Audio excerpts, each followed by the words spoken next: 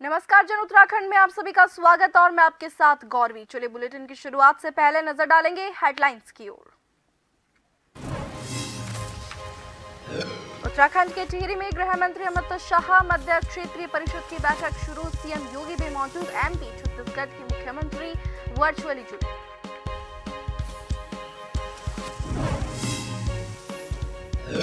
PM Modi का उत्तराखंड प्रस्तावित दौरा 12 अक्टूबर को हल्द्वानी के जोगेश्वर और आदि कैलाश की करेंगे दर्शन। विशाल जनसभा को भी करेंगे संबोधित।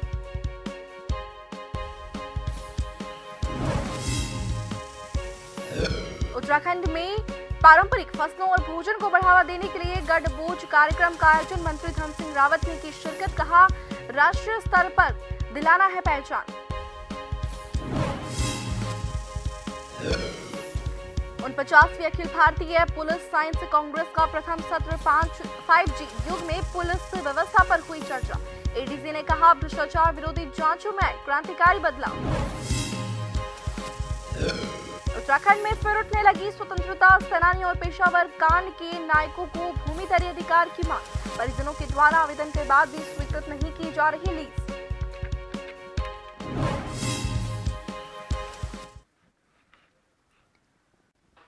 अब खबरें विस्तार से। टिहरी के नरेंद्र नगर में मध्य क्षेत्रीय परिषद बैठक आयोजित की गई है। आपको बता दें कि बैठक में उत्तर प्रदेश के सीएम योगी आदित्यनाथ और उत्तराखंड के मुख्यमंत्री पुष्कर सिंह धामी मौजूद हैं। वहीं मध्य प्रदेश के मुख्यमंत्री शिवराज सिंह चौहान और छत्तीसगढ़ के मुख्यमंत्री भूपेश बघेल ऑनलाइन माध्यम से जुड़े हैं। आपको बता दें कि बैठक केंद्रीय गृह मंत्री अमित शाह की अध्यक्षता में हो रही है, जहां कई मुद्दों पर चर्चा की गई।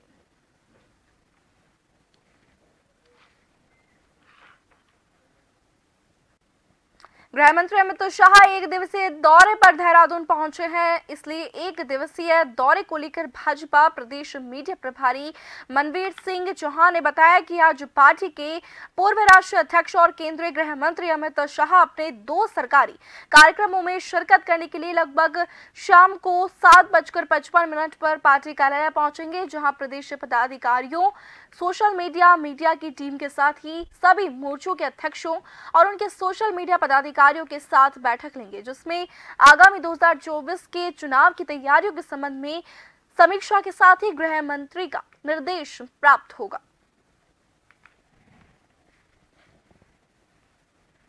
हमारी जनता पार्टी के पूर्व राष्ट्रीय अध्यक्ष, भाजपा के बहुत ही वरिष्ठ नेता आदरणीय अमित शाह जी का उत्तराखंड का एक दिवसीय दौरा आज उत्तराखंड में है और इस कार्यक्रम के तहत भारतीय जनता पार्टी के प्रदेश मुख्यालय में उनके द्वारा हमारे प्रदेश के पदाधिकारियों, भारतीय जनता पार्टी की मीडिया एवं सोशल मीडिया की टीम, सभी 7 मोर्चों की मीडिया एवं सोशल मीडिया की टीम के साथ बैठक लेने वाले हैं।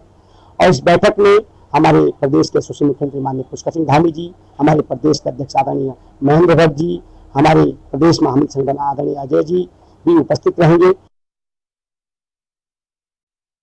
देहरादून में बीजेपी के प्रदेश अध्यक्ष महेंद्र भट्ट ने मीडिया से बातचीत करते हुए कहा कि उनके पार्टी के पूर्व राष्ट्रीय अध्यक्ष और मौजूदा गृह मंत्री अमित शाह का उत्तराखंड दौरा है, जिसमें वे 2 सरकारी कार्यक्रमों में शिरकत करेंगे। इसके बाद वे देर शाम को बीजेपी कार्यालय में कार्यकर्ताओं से मुलाकात करेंगे। साथ ही उन्होंने कहा कि इस दौरान प्रदेश की social media team, IT team और प्रभारी से मुलाकात करेंगे।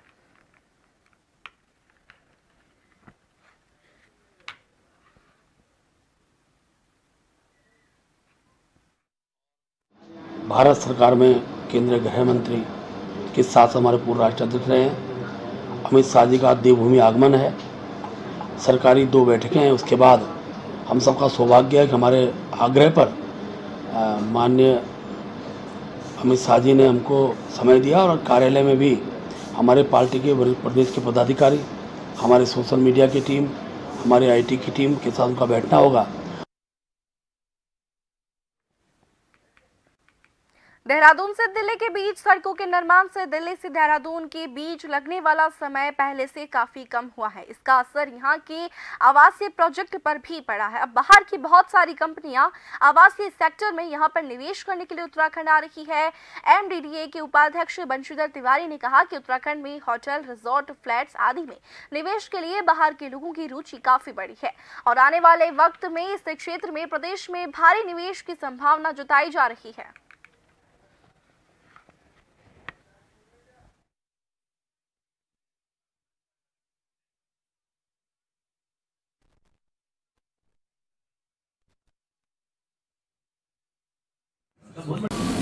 देखिए, जो आवासीय परियोजनाएं हैं, खास करके अगर हम देहरादून क्षेत्र की बात करें और एमडीए के नज़रिए से देखें तो जब से देहरादून और दिल्ली की दूरी कम हुई है, दूरी तो उतनी ही है, समय कम लगता है आने में, तब से यहाँ पर जो एनसीआर के लोग हैं उनका रुझान बढ़ा है यहाँ पर आवासीय परियोजनाएं में।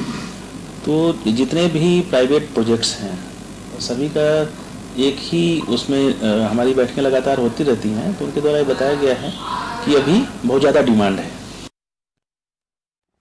हल्द्वानी पहुंचे कैबिनेट मंत्री गणेश जोशी ने प्रेस कॉन्फ्रेंस करते हुए बताया कि आगामी 12 अक्टूबर को प्रधानमंत्री नरेंद्र मोदी उत्तराखंड के दौरे पर आ रहे हैं, जहां पर वे जागेश्वर और आदि कैलाश के दर्शन करेंगे तो वहीं पिथौरागढ़ में एक विशाल जनसभा को संबोधित करेंगे।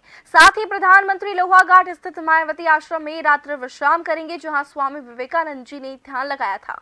कैबिनेट मंत्री गणेश जोशी ने बताया कि प्रधानमंत्री मोदी का उत्तराखंड से विशेष लगाव है और उनके इस दौर से उत्तराखंड के टूरिज्म को भी मजबूती मिलेगी।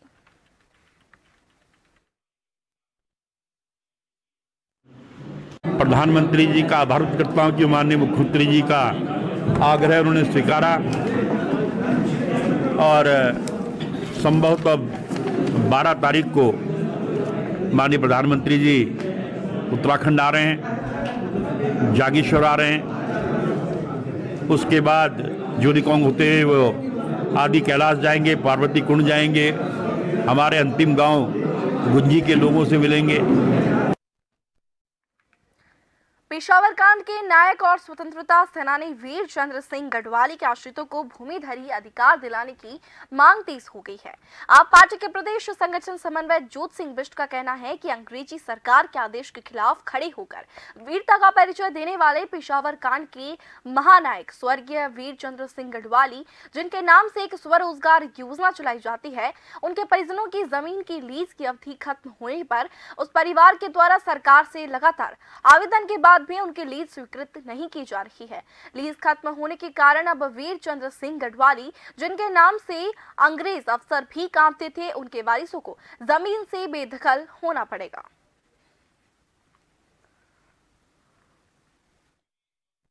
पेशावर कांड के नायक वीर चंद्र सिंह गढ़वाली, जिनके नाम से उत्तराखंड के नाम भी है और शान भी है, और जिन्होंने उस दौर में जब अंग्रेजों के सामने कोई सिर ऊंचा नहीं कर सकता था, निहत्थे पठानों पर गोली चलाने के लिए अंग्रेज अफसर का खिलाफत कर दी, उस वीर चंद्र सिंह गढ़वाली के वारिसों को जो लीज पर राज्य सरकार ने जमीन दी थी, उनकी लीज खत्म होने के बाद ये भाजपा की सरकार जो उनके नाम के गुणगान बढ़ चढ़ करके करती है, जिनके नाम से एक पर्यटन स्वरोजगार योजना इस राज्य में चलती है।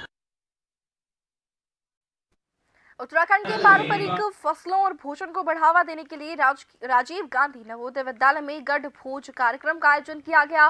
वहीं इस आयोजन में कैबिनेट मंत्री डॉक्टर धन सिंह रावत ने मुख्य अतिथि के रूप में शिरकत की। कार्यक्रम की शुरुआत धन सिंह रावत ने दीप प्रज्वलित कर की। वहीं कार्यक्रम में बच्चों ने गीत प्रस्तुत कर लोगों का मन मोह लिया। आपको बता दें कि गढ़ भोज आयोजन का मुख्य उद्देश्य उत्तराखंड के पारंपरिक खाद्य पदार्थों को जन जन तक पहुंचाने के साथ ही इसे राष्ट्रीय स्तर पर पहचान दिलाना है। संस्था का धन्यवाद देना चाहता हूं। उसके संस्थापक जी भी हमारे साथ यहाँ पे हैं।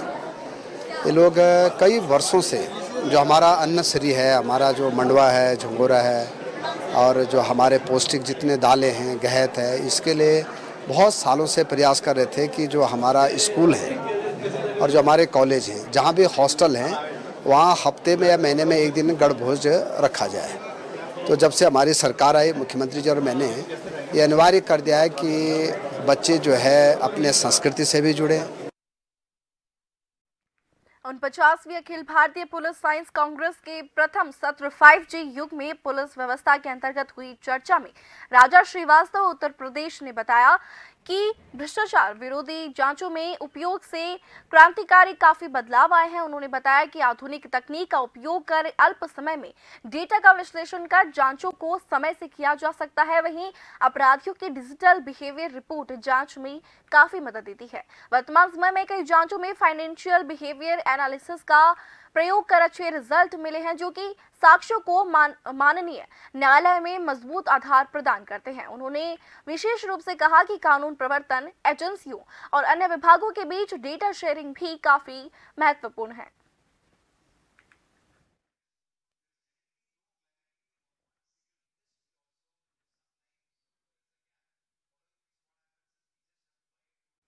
और इसी के साथ अब वक्त है एक छोटे से ब्रेक का।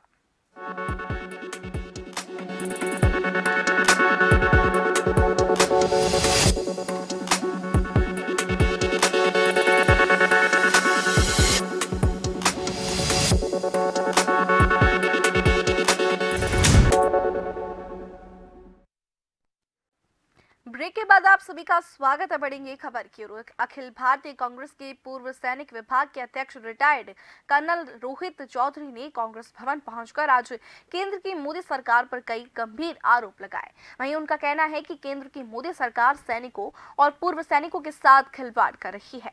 विकलांग पेंशन को खत्म किया जा रहा है, जो कि मोदी सरकार का बेहद गलत कदम है। सैनिकों के मान सम्मान को केंद्र सरकार ठेस पहुंचा रही है, जो कि पूर्व सैनिक बिल्कुल भी बर्दाश्त नहीं करेंगे। अगर ये निर्णय वापस नहीं लिया जाता है तो आने वाले समय में पूर्व सैनिक केंद्र और राज्य से सरकार को उखाड़ने का काम किया जाएगा।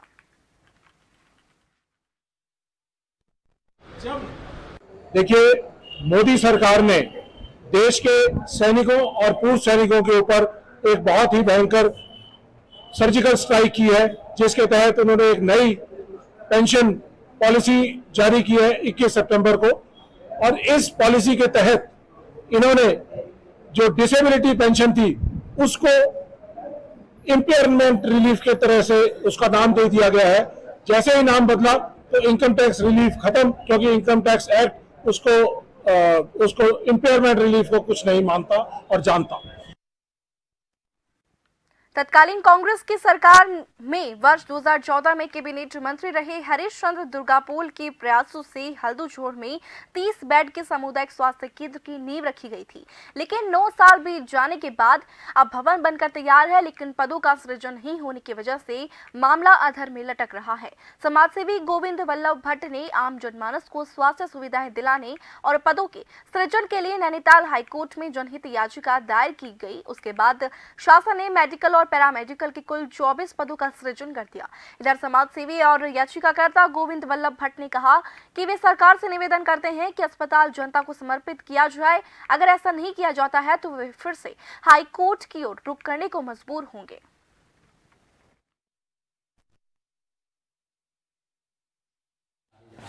हॉस्पिटल 2014 में से बनना शुरू हुआ था। तत्कालीन सरकार ने उसमें नहीं डाली थी, लेकिन वर्तमान सरकार बराबर उसके बाद निरंतर लगी रही और इसको बनने में आज 9 साल हो गए, 9.5 साल हो गए हैं। 1 साल तो उसको बन करके तैयार होकर के ताला लगा हुआ है, जिसमें कि उन्होंने कोई भी कर्मचारी यहाँ पर नहीं दिए हैं। बार बार शासन से निवेदन करने के बाद भी उन्होंने प्रतिनिधि नहीं किए। बड़े मुश्किल से हाईकोर्ट के आदेश के बाद उन्होंने 24 पद दिए हैं और उन 24 पदों में भी इन्होंने अभी आनाकानी कर रहे हैं। पौड़ी के सोड़ गांव में हो रही पेयजल किल्लत की समस्या को लेकर ग्रामीणों ने कलेक्ट्रेट पहुंचकर डीएम से मुलाकात की। ग्रामीण अर्जुन नेगी ने डीएम को अवगत करवाते हुए बताया कि रेलवे प्रोजेक्ट के दौरान पेयजल लाइन क्षतिग्रस्त होने की वजह से उन्हें पानी को लेकर काफी समस्या हो रही है। इसके साथ ही उन्होंने गाँव से जाने वाली खांदे खाल पेयजल पंपिंग योजना से भी पानी नहीं दिया जा रहा है। उन्होंने बताया कि रेलवे के द्वारा वादा किया गया था कि उन्हें पानी को लेकर कोई भी समस्या नहीं होगी, लेकिन ग्रामीण अब बूंद बूंद पानी को तरसने को मजबूर है। अगर जल्द ही समस्याओं का समाधान नहीं किया जाएगा तो ग्रामीण उग्र आंदोलन करने के लिए बाध्य होंगे।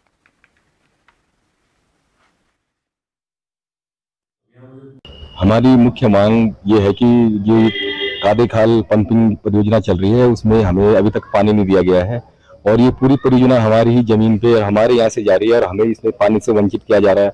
दूसरी बात यह है कि जो रेलवे परियोजना से जो ग्रामीण प्रभावित हुए हैं, जिनके घर टूटे वहाँ, उनको तब उनके भी 2-3 नए घर वहाँ बने हैं, जहाँ वो भी आधा किलोमीटर दूर सर पे पानी ले जा रहे हैं।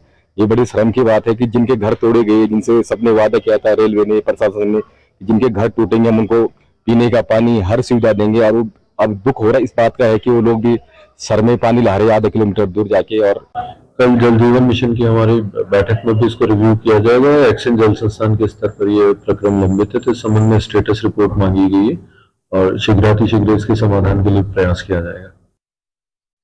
उत्तराखंड के जसपुर विकास खंड के गांव दुर्गापुर में 5 अक्टूबर को ग्राम प्रधान की रिक्त पद के लिए उप निर्वाचन हुआ था, जिसमें 2 लोगों जतिन कुमार और अमनदीप कौर के द्वारा प्रधान पद के लिए दावेदारी की गई थी, जिसमें आज सुबह 8 बजे से ब्लॉक परिसर में मतगणना शुरू की गई। अमनदीप कौर ने अपने प्रतिद्वंदी से 381 वोटों से जीत दर्ज की। जीत की खुशी में ग्रामीणों ने ढोल नगाड़ों के साथ नव नियुक्त प्रधान का जोरदार स्वागत किया। अमनदीप कौर ने बताया कि पंचायत के सभी लोगों का आभार है जिन्होंने मुझ पर अपना विश्वास जताया और मैं क्षेत्र के विकास के लिए प्रयास करूंगी और जनता की उम्मीदों पर भी खरा उतरूंगी।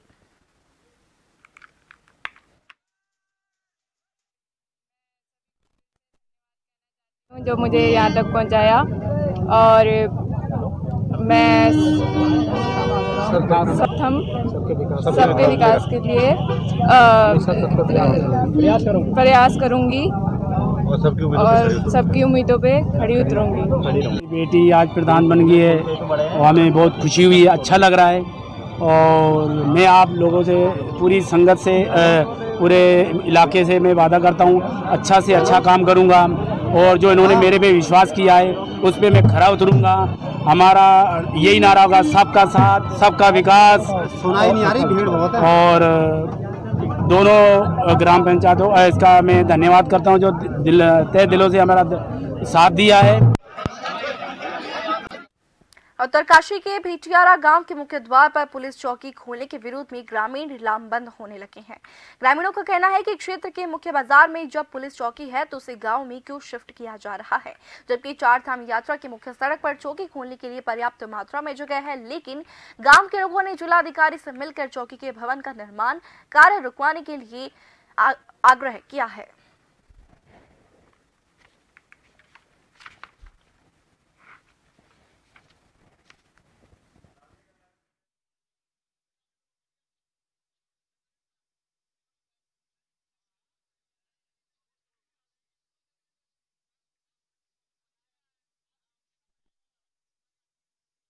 सीमा पार। और इसी के साथ जन उत्तराखंड में फिलहाल के लिए इतना ही। मुझे दीजिए इजाजत। नमस्कार।